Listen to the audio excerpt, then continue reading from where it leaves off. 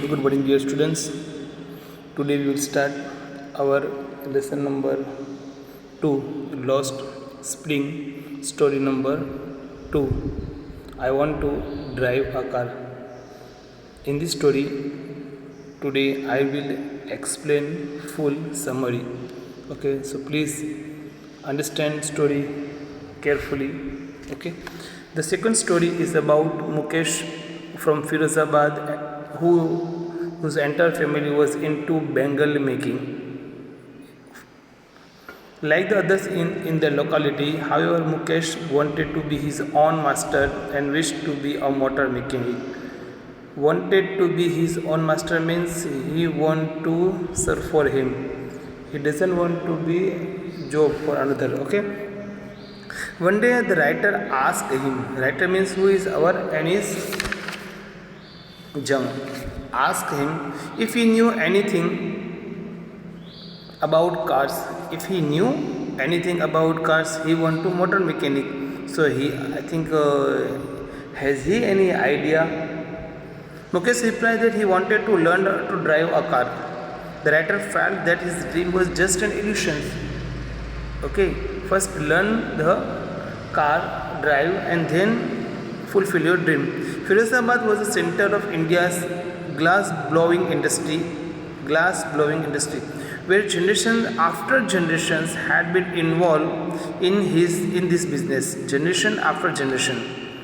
The people of Firozabad involved their children in the bangle making profession without knowing that it was illegal for children to work in the glass furnace with high temperature and in dengue cells without air and light.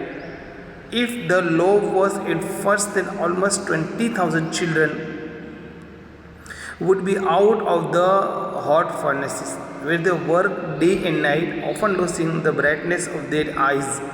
Mukesh proudly announced that his house was being rebuilt and volunteered to take the writer to his home. They walked down the sticking lanes chalked with garbage, past houses that were small and dirty. They had wobbly doors and no windows. Her families of humans and animals coexisted in a primitive state. They entered a half-built snake, one part of which was treated with dead grass, where a frail young woman was cooking the evening meal for the whole family. Mukesh entered with Anis Jung with his room. She was the wife of Mukesh's elder brother, means she was the Mukesh Bhabi. No?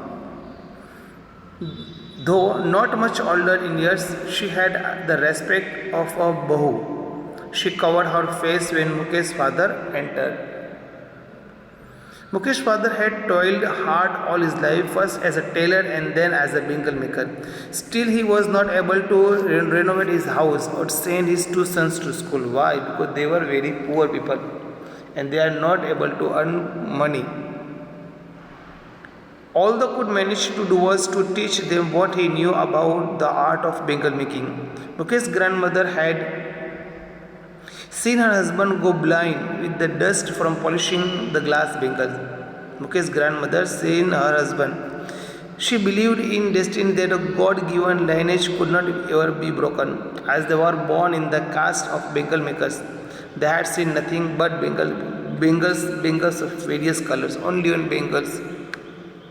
In the dark hut next to lines of flames, flickering oil lamps, boys and girls sat with their fathers and mothers, welding pieces of colored glass into a circle of bangles. Their eyes were more adjusted to the dark than to the light outside. They often ended up losing their eyesight before they became adults. The author noticed a young girl, Savita, in a drab pink dress, sitting beside an elder woman, helping in making bangles, her hands moved like a machine. See here. The writer wondered if the little girl understood the sensitivity of the bangles for Indian woman. The old woman told the writer that she had not enjoyed even one full meal in her entire lifetime. Mukesh's father was at least able to give his family house. Every house in the bangle making community was short of money. All houses, every person where earn money was they were involved in Bengal making, but they are not able to enough money. Nothing had changed over the years for them. The writer told a group of young men to organize themselves in a cooperative, but they told her that if they got organized, they would be taken to jail on the pretext that they had done something illegal, or they would be beaten up. There was no leader among them.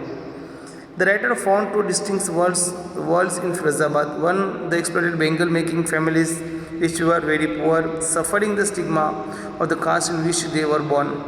The other was the world's shaukars, middlemen, politicians, lawmakers, policemen, and bureaucrats who exploited the poor workers. The Bengal makers and their children were scared to do any other work. The writer was happy to know that Mukesh at least thought differently.